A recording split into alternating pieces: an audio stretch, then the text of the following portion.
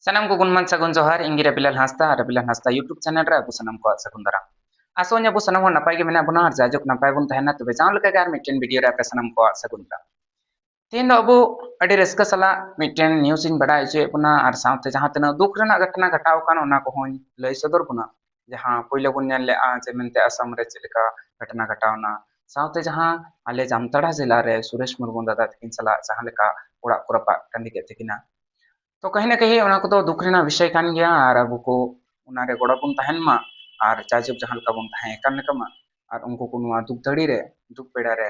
दिल दड़ी ताय बाय कम तकुमा निया को गे मारांग बुरु ठेन नेहर जोहर साथे जहां तिहिना वीडियो को तिन हेज कना नुआ दो हुई कना ऑलचिकी इदी कते और ऑलचिकी रेना जहां तना आपे कोआ अबु कोआ गोड़ोते पसनावना जहां तना प्रचार ना कहीं नुआ दो बाबुन तुलो जुखा दड़िया सही के जहां 19 फरवरी हिलो दिल्ली रे जहां प्रोग्राम हुईना जहां तो राष्ट्रपति द्रौपदी मुर्मू तकिन किन सेलेद लेन पासे छापे को नुआ वीडियो तो पे नेल का गया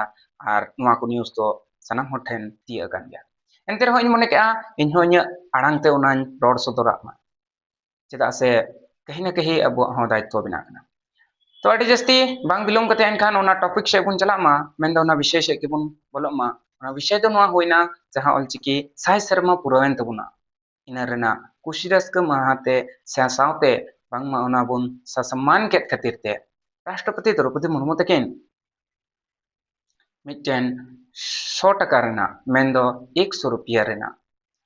क्वेन किन जारी किया और साउते उना क्वेन रेना पुले उल्टा साइज बुnyala जेमेंते चिलिका बाबा तकिना हो मेंदो ऑल गुरु पंडित रघुनाथ मुर्मू तकिना और साउते ऑल जिके हो मेना साइट रे बुnyal नाम दड़िया कर और साउते मिटन डाक टिकट जहां तो स्टाम्प बन मिता कना उना होकिन जारी किया कहीं ना कहीं अब लगिते नुआ दो अडी रस्क रना कथा कना पासे चो इन चला आपे होपे रस्क कन गया उना दो कमेंट कते बुन लइमा जे मेनते रस्क बुझा कना इन हुदिस आ नितो जहां स्टार्टिंग दुमका रे वीडियो बनाव लेआ पासे चो नितो हा मी बछर पूरा कना उना वीडियो जखन बनाव लेआ तो उन तो आइमा होड़ा कमेंट तहन कान थेना जे आम चेतान रे केस माले फायर माले हाना बांग नवा धमकी मा तहन कान थेन गया बट आपे को अबु को गोड़ो ते नितो ऑलचिकी अकारे बाती ले पूरा भारत रन होड़ नितो को बड़ाई के जे मेनते ऑलचिकी तो मिटन चिकी कना लिपि कना जहां दो अबु सनम भाषा बुन ऑल दड़िया मेनखान अबु संथाली भाषा दो अडी बेस ठीक ते ऑल दड़िया एनखान मा अडी जास्ती बांग बिलोम कते और मिटन कथा इनसे को तहन कना जहां जुदी संथाल परगना रे जहां जहां करे ऑलचिकी बुन सेड़ाव को कना गिदरा को एनखान इन पास्टा से कोन हो अडी उसरा गे उना को सेंटर रे विजिट इन मने तो डिस्क्रिप्शन बॉक्स रे इन नंबर इन धोका कना उना नंबर सला संपर्क तबन पे जहां ते इन दो असड़ा रे चलाव कते किछु गान पैसा हो कभी पुथी को डोनेट ना इच्छा मेना तिना तो उना को होबन गड़ लेखाते मेने थना और जहां जुदी संथाल परगना खनो एटा जिला रे हो से स्टेट रे हो जहां पर बुन खुले का से बुन ऑल पढ़ाव को कना तो एनखान कहीं ना कहीं इन जो ठेन बन तीय दड़िया कना से जो हर सला संपर्क बांग हुई कना बट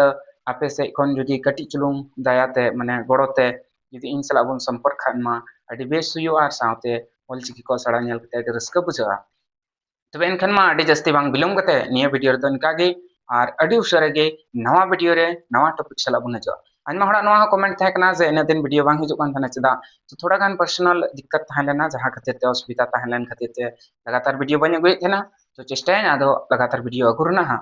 और जहां लेका नवा नवा टॉपिक नवा नवा न्यूज़ हिजुआ उना को दिकते मा एनखान सनाम को आदमी दा गुणमान सगुन जोहार और ऑलचिकी जितकर ऑलचिकी जितकर और उनका के जितकर तबुन मा निया को मेन कते गे मारंग बुरु ठे नेहर ताहेना जे अबु अबुआ दिल दड़ी ताय बाय कमो तबुन मा और हमेशा लहा से बुन चला मा चाहे दुख सुख रे जहां लगा गे हुयुआ मेनखान अबुआ